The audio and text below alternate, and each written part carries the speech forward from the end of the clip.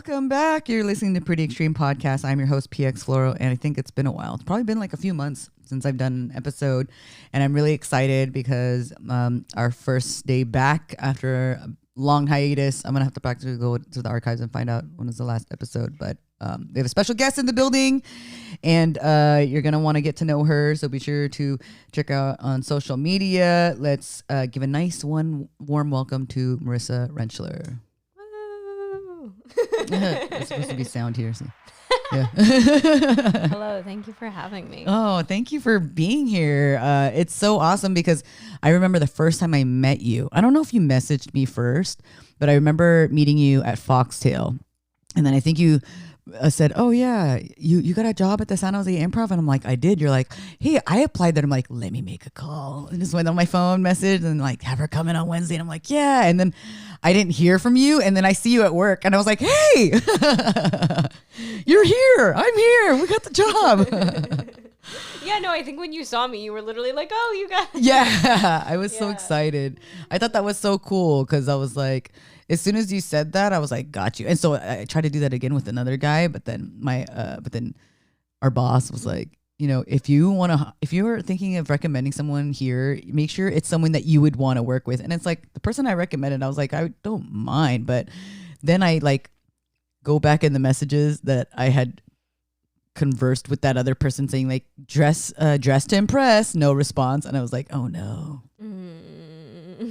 I can only imagine how that interview went. Did you like wear sweatpants to the interview or something? I don't know, but I just imagine what he was wearing, like baggy pants, big shirt, like a beanie. Like I'm like, do you think our boss made that comment because of oh him? Yeah, 100%. Okay. That's really what I think. So I'm like, oh no, okay, too late. Oh well. And but between two, okay, so my record's 1 out of 2. Yeah, because you're perfect. And then he was like, no, not this guy. And I'm like, I don't know if I would say I'm perfect. I think I've never. You fit in. Yeah, I guess. You fit in. I guess. Yeah, I'm not great at working, but I like how you're like admitting that. That's pretty extreme. I just mean that like I do see the value of labor, and I understand labor is necessary in any society, right. Not just capitalism, but just the way that capitalism kind of uses labor. Yeah. I feel dehumanized a lot of the time. You're like, I'm not doing this. Yeah, but not at our current job. I really like working with everybody there because I feel like everyone treats me like a person. So. Wow, it's like for the most part. Some of the servers. Okay, what I think is really funny now that I'm hearing our voice on this podcast, I noticed that our voice has the same tone but a different pitch, and I thought it was funny that one of the managers thought that you were responding and it wasn't me, and I was kind of like, now that I was like, wait, does she sound like me? And then I would hear your voice and I was like, I mean, I feel like mine's just deeper, but the way we pronunciate our words are kind of similar, Mm-hmm. I don't know if it's culture. Like maybe like because you're a couple decades older than me, so maybe you had this voice when you were my age, and I'm gonna have yours when I'm your age. It's like the past and the present, and then the future. I feel like, well, you know how some people say that like Asian Americans will have like a crispness to the tone of our voice, even if we've never spoken any other languages, right? Or like if you just hear certain, like I feel like certain, I'm generalizing, but certain Asian American voice actors, like you can kind of tell that they're Asian because of the way they talk. And it's literally not even anything. It's not an accent. Yeah. It's just like a tone. Yeah, and even the words, like certain words, the way certain words are pronounced. Like I didn't know that I was doing this for the longest time, but instead of like saying it'd be like duh. And I was like, dude, you're just saying duh, right? And I was like, no, oh my gosh. And now obviously I like all insecure about it, so now I'm like the. Okay, so we've known each other through comedy, through work. How long have you been doing comedy? I've been doing comedy for about 1 year and 3 months, but I don't really, I guess, consider it that long. Probably realistically actually doing it for like 6 months. Okay. I started in August 2023 because I had a big falling out with a bunch of friends of mine. And this is here in San Jose? Or I was in LA. In college. Yeah. I went to college in LA, and then like I graduated in May 2023 during the writer's strike. I got a degree in screenwriting. Wow. So that was not a very great time. Right. There was no demand. Yeah, there was absolutely, they were like, don't come to work. Yeah. But also, I mean, like, it's not like I would have gotten to be into the guild right away. It was just Hollywood was very difficult to get work in at the time. And I also wasn't trying very hard because I felt like... I mean, you graduated. How hard? I graduated, but I felt like my education didn't really set me up for a career. Like, I had absolutely no prospects for jobs. I mean... But were you looking? I was looking. Okay, that's good. Okay. But I decided to take that summer in... LA. So I graduated in May. My lease would be up in August, and I was just doing everything I could to be like, hey, I need to stay here as long as I can. And I still don't think I was really trying hard enough to stay there, because I think if I really had wanted to, I could have. But I got in this really big falling out argument with a group of friends that I had there, and it was my fault. I was being a bitch. Because of that, she's seeing me blow smoke in my cat's face. He likes to smoke. He's a stoner. Yeah, just like us. Yeah. You're so one of us. After that, join us. Yeah. After that, I was kind of like, well, I have nothing to lose. Like, I'd always wanted to do comedy since I was probably 14. I was interested in it. But I for the longest time was like, yeah, but I'm never gonna do it because I'm too scared. Like, I'm literally, I get embarrassed so easily. I get embarrassed just from speaking aloud at like work. So I was like, no, that's never gonna happen. And then when I had that falling out, I was like, okay, well, there's literally no one to judge me but me. Like, I was basically like alone. Well, I had a few other friends still, but I was like, you know, like, I don't have a group anymore. So I was like, I just gotta go for it. You know? And these are the friends in LA. Now these friends, did you know them through work? Did you know them through school? Like, how? I knew them through school. They were like, they were my friends through the film program. Oh, okay. And we had worked on projects together. And we had a lot of very similar interests. Like, in film school, you're not gonna find a lot of socialists. You're not gonna find a lot of artsy Which is surprised. It is surprising because it's an artsy thing. Right? Yeah. But because the film industry is so capitalistic, I think there really is a genuine blend of, like, there are people who are in it more for the artsy reasons, but they usually switch their major to art or to creative writing. And then the people who actually end up graduating with the major are much more like work-minded, which is not a bad thing. But it's about the money at that point. Yeah, but yeah, it felt like there was a lot of people who were more about like making money. But I mean, my friends, and everyone I think that I would still talk to from film school is like very alternative, and alternative minded. So we got along a lot in that way. But yeah, losing that friendship was, again, my fault, so I can't be too upset about it. But you're taking a lot of ownership. It makes me, I mean, do you want to share, like, just like the thing that broke the camel's back? Because you said you're being a bitch, and I'm just kind of curious because you've not came off as a bitch to me at all. That's why I'm like, you're so sweet. Like, well, okay, I think this actually does connect to my comedy in a way, because at the showcase that you had me on at Casa Guzmania, my boyfriend and my best friend met each other for the first time. Or, well, actually, no, they'd met before, but they like actually had a conversation for the first time. Okay. And wait, how long have you been dating your boyfriend? My boyfriend and I, we've been together for over a year now. Wow. Yeah. Okay. I know, long time when you're 23. No. Not necessarily that, but it's like, this is your best friend and they've never like crossed paths. Yeah, it is interesting because, well, at first when I started dating my boyfriend, my friends didn't really like him because he was older than me. Mm-hmm. And that's an ageist thing. Yeah, and that's like, that's fair. Like, also he was living in his car at the time, so I think it was just too many red flags for them to not point out. Right. But I love my boyfriend. And they're looking out for you. Yeah. Right. Yeah, and they hadn't met him, but no, I love my boyfriend. I think he's a very good guy, and I think also my best friend, she just came back from a 3-month trip to Europe. Oh wow. So she was like gone for like a quarter of my relationship with my boyfriend. They had met a couple times, but they actually had a conversation that night. And my best friend Nancy was telling him, she was like, yeah, no, Marissa, she just likes to tell everyone everything, you know? Oh, no. And my boyfriend looked at her and he was like, yeah, she does like to tell everyone everything. And then they just stared at each other. And then she was like, what do you know about me? And he was like, what do you know? And it's funny because they both know stuff about each other. That's funny. So I think that I have always had kind of an aspect of not being able to shut up. Like, it's weird. It's a weird duality. But you're shy at work, like you said. I'm really shy, and I've always been really shy in school and in work situations. But when someone gets to know me, like, I literally want to shut up. No, not that. Not you won't shut up, but like I noticed you talk more. Yeah. I'm you're more not just quiet. Yeah, I'm more reserved. comfortable one-on-one or in like smaller groups.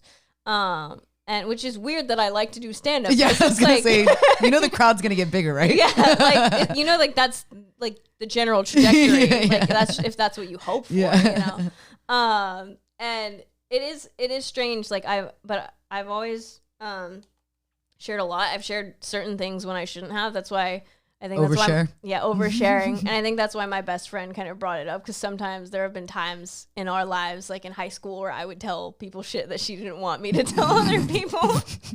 and so that sounds like this is what broke the friends so relationship. With these friends in college, I think, and this was only like a year and a half ago that I graduated, so I can't even be like, I'm not her, I'm so separated from that. Like, no, like I'm still a similar version of myself, but I'm trying to become a lot better about like respecting other people's like secrets and also voicing my opinion when I don't like something, because I think what happened with this friendship was like this girl that I was friends with did something that I really didn't like, and instead of telling her about it and communicating and being mature about it, I just talked shit about it for a year. And that was it's funny. Not smart. I know, but it was funny. Yeah, it was funny. And I can't say, the thing is, like, I want to be a better person. I want to not do that anymore. And I can't say that, like, I guess I can't say that I'm like totally a better person. Right. You know, it's like, but you learn from. But like, I've learned like, okay, so maybe instead of just like telling anyone who will listen, maybe I should self-reflect or before you say anything. Yeah, or like try to get in contact with my therapist sooner or whatever. I don't know. I think a lot of things in college was like just really fucking terrible. I still to this day I'm like, did I really gain anything from it? Gosh. I don't know. You graduated. You got a degree. I got a degree, but like I went to school during the pandemic, and I also didn't really like I know that I got I'm really lucky that I got a discount on my tuition because my mom worked at a Cal State and I went to a Cal State. Yeah. But I think that if I had, I didn't really get what I wanted out of college. I think I wanted to learn more than I feel that I learned. And that's not just like, and that's not really the school's fault. Part of it is the school's fault, but part of it is like just a general kind of like lack of care I had during college. For yourself, for yourself, because if the school was a little bit more involved, then they would have been able to pick up the part where you couldn't. Yeah, but it was like I was living on my own for the first time. Did you like it? Like, I did, but I was also, I'm a very codependent person, so it's kind of complicated. Okay. Because my mom and I had a very like codependent relationship. Had, yeah. No, see, ownership. Yeah, right. But I mean, I love her very much, and I like having a close relationship with my mom. But I think when it came to living alone, it was hard because I mean I had roommates, and I never lived on a property by myself. But so you've always had like somebody there, like roommates and stuff. But still, I only had to share a room once. And then the rest of you had your own room. And the rest of college I had my own room, which I think is pretty rare. Was rare at my school. Mm-hmm. So did you like dorm and stuff or no? Yeah, my first year I dormed, and then the pandemic happened. I dormed for a semester and a half, and the pandemic happened, and then I lived at home for a year and a half. Oh God. With my mom while I was in college, which was like kind of like because you're doing it online now, right? Because I was doing it online, and so that was one of the reasons I feel like my education wasn't that good because I didn't get hands-on for a year and a half. And then I studied abroad for a semester, which was kind of like a terrible decision because I was supposed to go the semester fall. I was supposed to go in fall 2020, and then obviously because of COVID that didn't happen. So I went as soon as I could after that. I went in fall 2021. And where did you study abroad? I studied in Paris. Ooh. But I don't think it was a good idea because like I had literally at that point never really lived on my own. Like I had dormed for 6 months and then I had just only ever lived with my mom other than that. So now I was living in a foreign country in an apartment like completely by myself. It was a really bad idea. But you survived? What was that? You survived? I survived. Yeah. I survived. And I like, France is cool. But I was very lonely when I was there. Yeah. And that was probably like a tipping point for me. Like I feel so privileged to just be like, oh, like my life, it feels in a weird way very privileged for like a big trauma in my life to be living alone in another country by choice, especially if it was like Paris through a study abroad program. You're like, it wasn't like some third world country. Yeah, no, it's not like my mom literally immigrating here that was pretty on extreme. her own from the Philippines. Like, that's different. But it was a big turning point in my life for learning how to be alone. And so wait, did you experience any racism out there? A little bit, actually. Okay. But not really from Parisians. Like there was this one guy. I mean, I would have just people were much more comfortable asking me what my race was over there versus here. I feel people are more sensitive to that kind of thing. They don't really want to tell you what nationality they are sometimes. Yeah, they like at least people my age that I know, like when someone asks like, oh, are you Chinese? Like for some reason people get weird about it, Mm-hmm. But in Paris I would have people like just ask me if I was Japanese or like they would be way more open about about complimenting me. They'd be like, oh, you're so beautiful, you're so exotic, Mm-hmm. Classic. And the Asian fever versus over here. Yeah. And most people would assume that I was just from an Asian country, not from America, which was kind of weird. That's kind of, that's interesting. Yeah. I think because at the time, too, I dressed a lot more feminine. So it was like, kind of like, I don't know, I guess is that like a stereotype? I don't know. Japanese where they wear the schoolgirl skirts. Yeah. I used to wear kind of like really cute outfits like that, and not intentionally because I was just trying to look cute. I wasn't trying to emulate anything. Mm-hmm. Did you date while you were out there? I did, yeah. I went there in a relationship, and then I broke up with my boyfriend when I was there. Mainly because we had been long distance for a really long time. Yeah. We'd been long distance for the whole pandemic. We started dating November 2019, and then a few months in, the pandemic happened. I feel like I've said that like 3 times already. Interrupted a story because the pandemic happened. And then we dated for a little over a year after that. And then he moved. Yeah, and then because I had moved home, so yeah, we dated for 3 months in person, and then 10 more months over the phone, and then we broke up. And then before I went to Paris, we got back together, and we were together for a couple of months, and then we broke up again because it was just like, this is what do we And I dated over there a little bit. I dated one American that was in my study abroad group, and then I also dated a French guy for like a little bit. But I don't know if we did. Yeah, but like I don't know. We were dating, but it was just like a couple interactions, I guess I'll say. Yeah, I liked being over there, but it was hard. And when I moved back to LA for school, I was like, okay, I'm actually at the school that I'm enrolled to be at after like it was like halfway through my 3rd year of college that I'm like, okay, I guess I'm finally here. It's over already. Yeah, I got into another relationship immediately because I was just so like codependent and not used to being alone, and then that blew up, and for reasons that are also my fault. And then this friend group came about in fall 2022, And I just, instead of getting into another relationship, because I was like, I don't want to do that again. I just made this group of friends. Yeah, I just overly depended on this group of friends, which was not super healthy either. So yeah, don't talk shit. I don't know. Just be honest. talk shit on stage.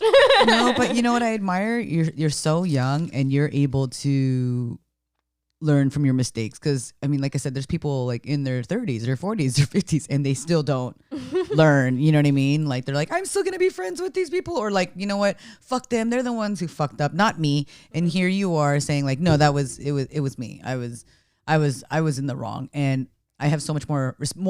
I'm not saying I didn't respect you, but I have respect, even more respect for you, because like I said, I personally know people. I've been in that situation. Like, I haven't always been who I am now, right? In my 30s, I was different. In my 20s, I was different. It's crazy to me because I've always been this version. Yeah, wait.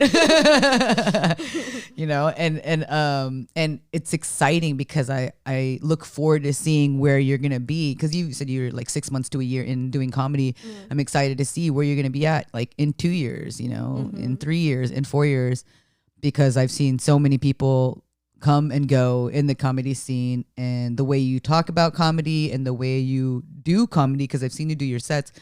I see you being around for a really long time, and knowing that you're doing like film and stuff, like I just can't wait to see like your vision and how everyone else can see your vision like in the future. And I think that's pretty extreme. It was pretty extreme that you lived in Paris. I was like, because I remember you saying you started abroad, and I'm sure you even said in Paris, and I was just like, nah, nah, nah, nah. I wasn't even listening until now.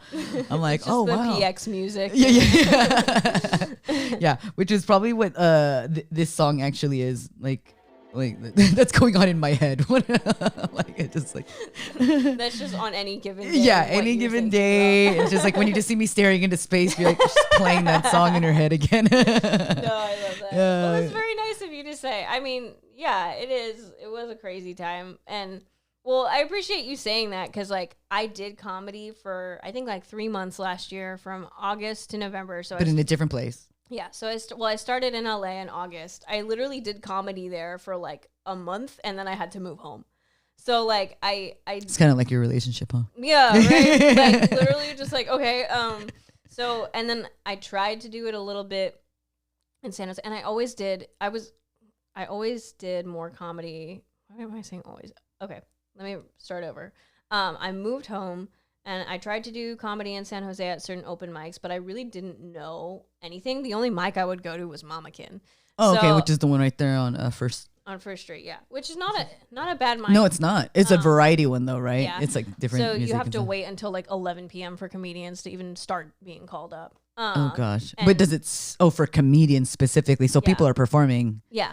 And what time does it start? So it starts at 7, and then they do music and poetry until like 10 or 11, and then they start comedians. So it was kind of exhausting to wait like that. And well, yeah, especially as comics. Yeah. You're like, when is the next one up? How much time is this person doing? Yeah, and like I know that if you talk to Sean, the host there, he's really cool. He actually stopped being the host for a while, and once he stopped being the host, I stopped going, because that new host just didn't pull comedians at all. Oh no! So I was like, why am I sitting here for 4 hours for like? Because they want it to look literally full. nothing. Yeah. Oh no! But apparently he's doing that mic again, and I just haven't been back. Okay. So I fuck all you guys now. right. So I did comedy in LA for about a month. I moved back, and then I did it a little bit in San Jose, and then I took a trip in September. Like literally not even like a few weeks after I had moved back, I took another trip to LA, and I did a bunch of comedy there for like a week. But so every time I go to LA, it's like I would just make doing mics kind of my whole reason for being there. Like I'd be like, hey, I'm going to chill on my college buddy's couch, and then I'm going to just go to mics all day. Yeah, around this time last year, November, I gave up on comedy, because I was like, I just don't want to do this anymore. It feels so, I don't know what it was, but I just felt kind of embarrassed. But that was there. Yeah. Like. Not in San Jose. Yeah. I just have to make an emphasis on it, because I would have never thought that's the experience you're having. Like, I feel like you'd be having the same experience that you're having here, but in LA, you know? Yeah. And I definitely had felt like, yeah, I just didn't really know where to go for comedy here for a long time. So from November last year. November last year to August of this year, I didn't perform at all. I was just focusing on other things. I was working at Trader Joe's and hating it. And I would write bits when I was working there at the cash register, and I actually got in trouble for it. What? That's fucking hilarious. Because they were like, you can't be like writing, that's not really what people expect from someone at Trader Joe's. And I'm like, I think they really expect us to be artsy and to be underpaid and struggling. So I don't know. Yeah. One time actually, and I have a bit about this, but I haven't done it in a while, so I don't remember. But I guess the actual story. One time I got pulled aside at work, and I was basically like kind of on suicide watch because they found a note at work. They found a receipt paper, and I would always write on the receipt paper. They found a receipt paper. They found your joke at book the register. It wasn't. So they found one that said, "I'm gonna kill myself tomorrow." Oh, no. So they pulled me aside and they asked me about it, and they didn't tell me what it said. They just said, we found something. We found a receipt paper with something really disturbing written on it, and I was just like, no, it's like a dick joke or something, and I was like, oh my god, no! I hope they didn't find something that I wrote. It was really embarrassing. And I was telling my coworkers about it because I have to tell fucking everyone. Yeah. And I was telling one of my coworkers, I was like, okay, I'm really scared today. He was like, how are you doing today? And I was like, I'm scared because I think the managers found one of my notes and I don't know what it said. And he was like, oh no, that was me. And I was like, what? And he was like, yeah, I thought it would be funny to write a fake suicide note and leave it at the register. Oh, shut. And he was like, but it's funny that they think it's you. That is fucking hilarious. Yeah, that's hilarious. I want you to bring that joke back. Just like whoever brought sexy back, but not really because I don't like them. But that's fucking hilarious. And this is like your coworker? Yeah. He was, oh my god! He was like just dead ass. Like, it's funny that they think you're gonna kill yourself. And I'm like, well, they're like, that guy. No, Marissa. Yeah, she seems like sadness from the inside out. We need to put her on suicide watch. Yeah, and they were just like looking at me weird the whole rest of the day. I was like, oh my.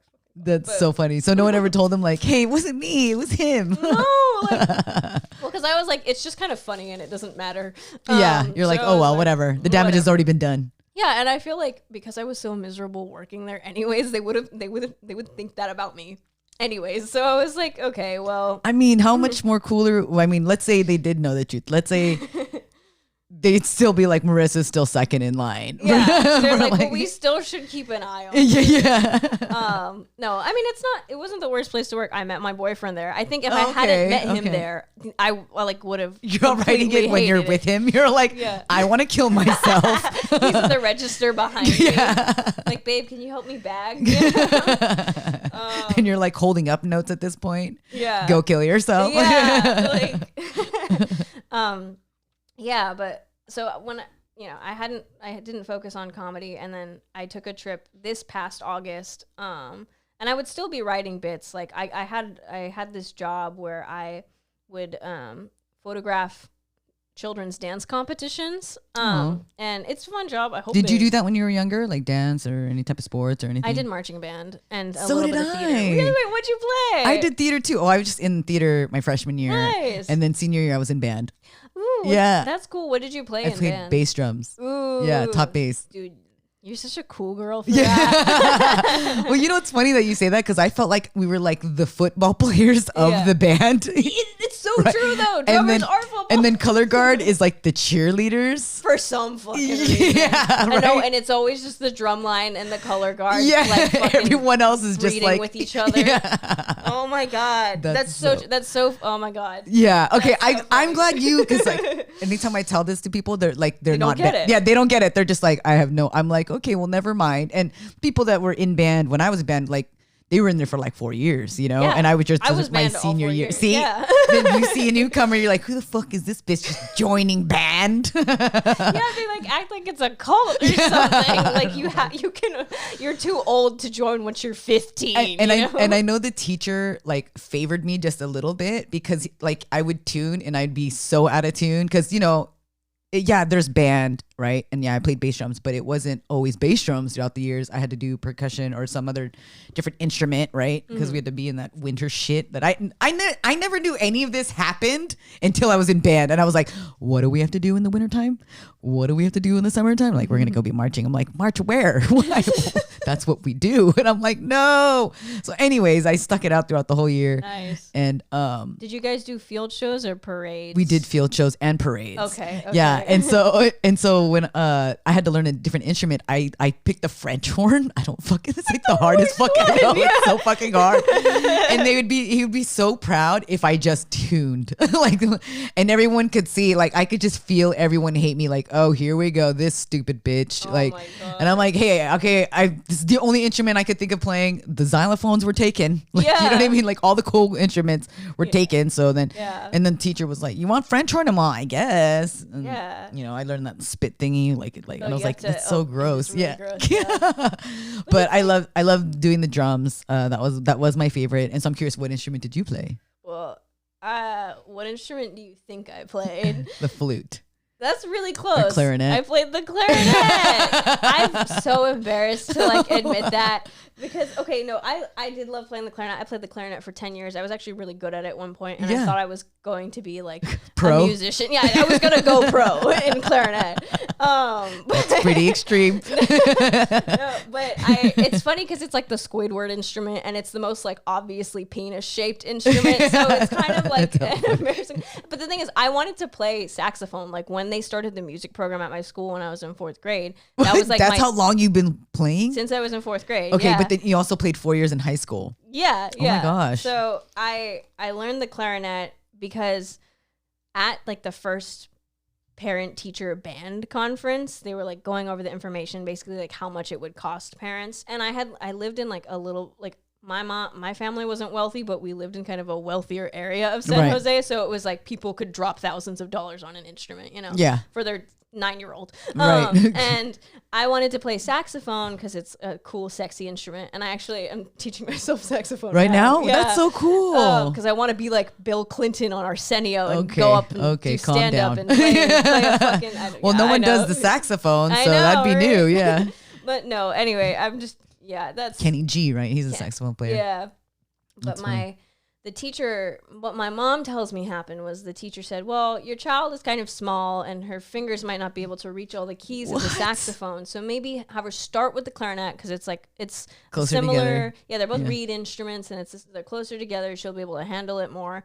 And so she was like, okay, yeah, sure. So I played the clarinet and then I played the clarinet for 10 years. I never learned saxophone. Well, I mean, I did learn saxophone kind of towards the end of high school because I joined would have like special groups. There was like marching band and then like the symphonic band, and then during the wintertime they had a saxophone choir that would go around and play Christmas carols. That's cute. So I learned saxophone for that.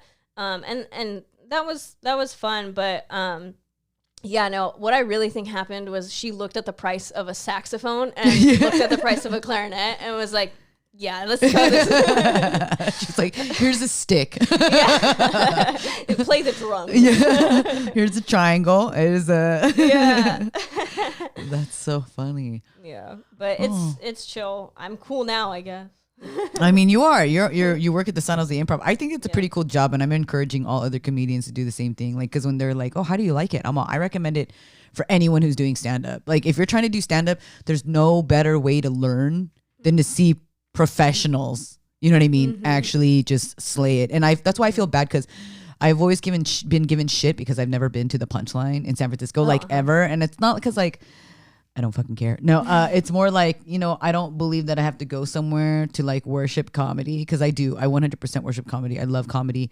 I feel like, and if it's not accommodating for me, like I still have my life. Punchline doesn't care if I go or not. You know what I mean? Like I'm just another fucking human. Yeah. And when I've done my shows or produced my shows, I always did them on Sundays, and not like, oh, I'm gonna go against Punchline. Not like that. That just happened to be my only day that I had free where I can do it.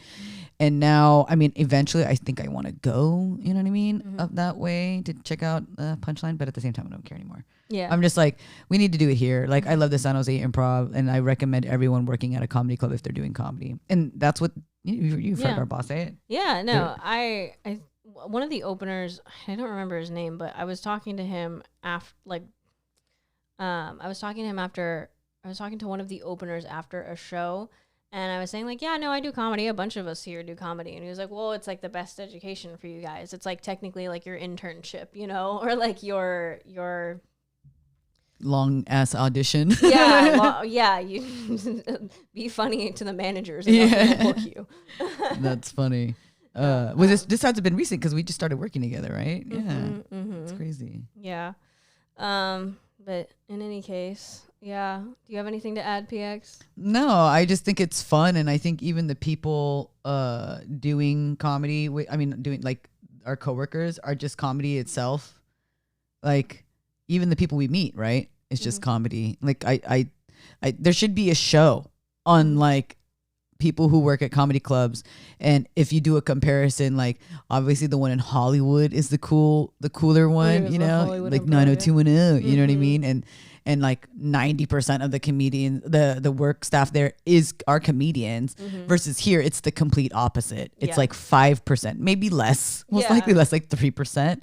There's like 6 of us, right? 6, and then how many employees we have? Easily like 60, 70 employees, you know? So it's a pretty small percentage, but I love it, and I wouldn't trade it for anything else. Like if there's a good part-time job, I mean, I'm sure there's another part-time job they're gonna find that can just be like, oh, this one's so much more better. But obviously, I don't want to reset. You know what I mean?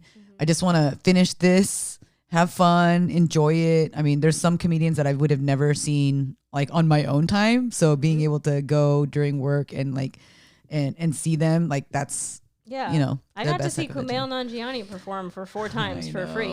Yeah, and I got paid for it. So. Oh my gosh, and he was very good. And you notice that with those comics, like they're consistently doing the same set every single time. You know, maybe one off, like they'll do different tags or improv parts, different crowd work. Yeah, because there's not going to be 2 Johns, like you know what I mean, like in the audience. Like what was that one that he kept doing? Where he's like, has anyone been to anyone in here that hasn't been to the dentist long enough? Yeah. What's the longest amount of time that someone's waited to go to the dentist was his question. And he had the same question, but it was always a different answer or something similar. Like he'd pick 3 responses, and out of the 3, 2 of them were actually similar from the previous shows, but it was cool because it wasn't the exact answer, you know, and he was still able to play with them and then make some people feel stupid, like, oh, I can't make fun of this person now because you don't have health care. Yeah, you know? exactly.